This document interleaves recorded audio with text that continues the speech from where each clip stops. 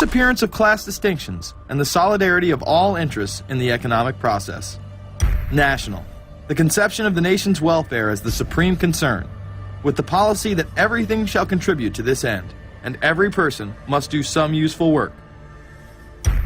International, the creation of an international mind, with a world consciousness and a world patriotism, the destruction of every arbitrary power that can separately and of its single choice disturb the peace of the world. Well, government is good, right? It put an end to war.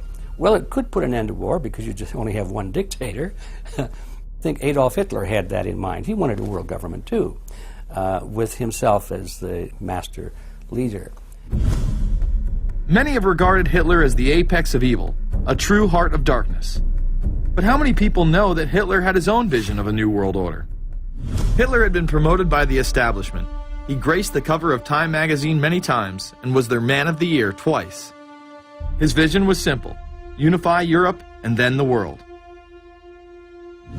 The only real difference was that his order was racially motivated, instead of being based solely on religion. He even wrote a lesser-known follow-up to Mein Kampf in 1928 that many have dubbed My Order, or New World Order. President Roosevelt would condemn this order prior to World War II. Nazi forces openly seek to establish systems of government based on the regimentation of all human beings by a handful of individual rulers who seize power by force. Yes, these men and their hypnotized followers call this a new order. It is not new, and it is not order.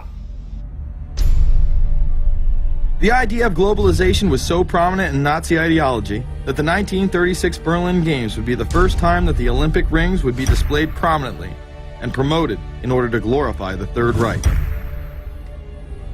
This symbol represents the 5 major regions of the world: Africa, America, Asia, Europe, and Oceania, interlocking and coming together as one. This one world philosophy still defines the Olympic Games today. Australia, hello and welcome. One world, one dream. Hitler's methods of youth corps, concentration camps, eugenics, and military aggression were so visible to the rest of the world, he eventually failed. However, his vision of a new world order lived on. Author H.G. Wells, the man behind The Time Machine and War of the Worlds, would write about a planned world state in which there must be a common faith and law for mankind. In 1939, he would publish a full book on the matter called The New World Order. Wells again has a similar vision, stating that national individualism has to go and that sovereign states must end. He then goes on to write, in the great struggle to evoke westernized world socialism, contemporary governments may vanish. Perhaps his most chilling prediction is that countless people will hate the New World Order, be rendered unhappy by frustration and their passions and ambitions through its advent, and will die protesting against it. Many of them quite gallant and graceful-looking people. Collectivism is that concept where individuals are considered to be discardable, and that the group is more important, and that the ultimate group, of course, is the state. And so it boils down eventually to the fact that the state is the all-important unit of society, and citizens exist only to serve the state. Other men of prominence would also promote a New World Order during the 1960s, including industrialist and former New York Governor Nelson Rockefeller. These are some of the reasons pressing us to lead vigorously towards the true building of a New World Order. Rockefeller would also become vice president under Gerald Ford. Religious leader Pope Paul VI, delegates to international organizations, public officials, gentlemen of the press, teachers and educators, all of you must realize that you have your part to play in the construction of a new world order. As well as former President Richard Nixon. And the hope that each of us has to build a new world order.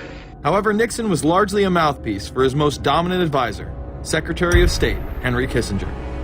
Kissinger may be the most vocal proponent for a new world order of his era. He has called for it time and time again, in policy papers, meetings, and interviews. Time magazine recognized both Nixon and Kissinger as Men of the Year after announcing their new world order in China. However, they were working on it long before. In these once classified documents, they both discussed the new order with the president of Indonesia. Mainstream media was even critical of Kissinger's vision in the early 70s.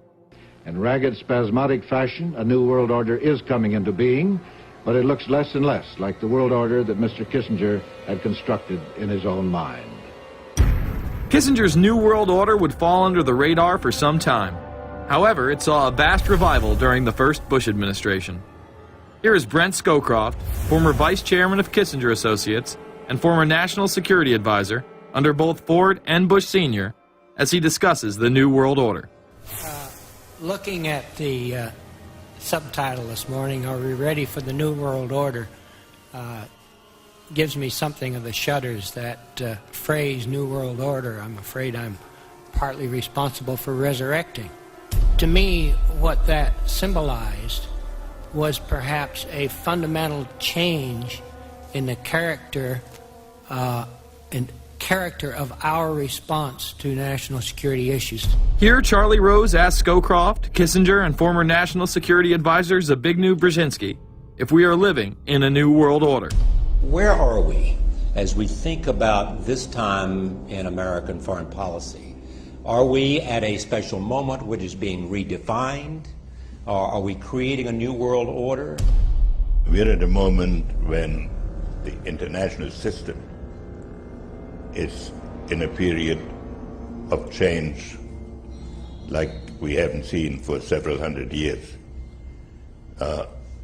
In some parts of the world, the nation state on which the existing international system was based is either giving up its traditional aspects, like in Europe, or as in the Middle East.